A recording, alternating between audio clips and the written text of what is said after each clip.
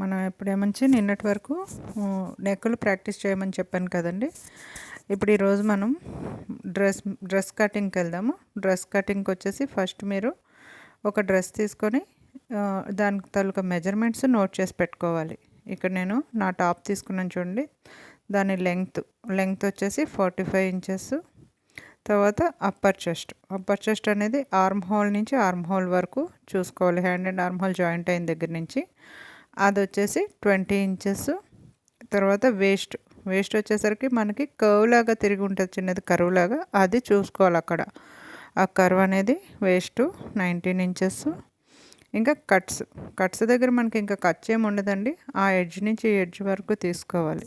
అది వచ్చేసి నాకు 22 ఇంచెస్ వచ్చింది. ఇంకా నెక్స్ట్ వచ్చేసి మనం తీసుకోవాల్సింది ఆర్మ్ హోల్ వచ్చేసి స్ట్రైట్గా నేను తీసుకోవట్లేదు. ఆర్మ్ హోల్ షేప్ ఎలా ఉందో అలానే కర్వ్ లాగా తీసుకుంటున్నాను చూడండి, అది 9 ఇంచెస్. ఇంకా మనం నెక్స్ట్ తీసుకోవాల్సింది వచ్చేసి నెక్ మెజర్మెంట్ వచ్చేసి 7.5 ఇంచెస్. ఇది మనం ఫ్రంట్ అండ్ బ్యాక్ డిఫరెంట్గా కావాలి అనుకున్నప్పుడు డిఫరెంట్గా తీసుకోవచ్చు. స్టార్టింగ్ మాత్రం సేమ్ ఈక్వల్ మెజర్మెంట్ తోటి ప్రాక్టీస్ చేయండి. ఇంకా హ్యాండ్ నాది 10.5 inches, elbow hand and round వచ్చేసి 6 ఇంచెస్.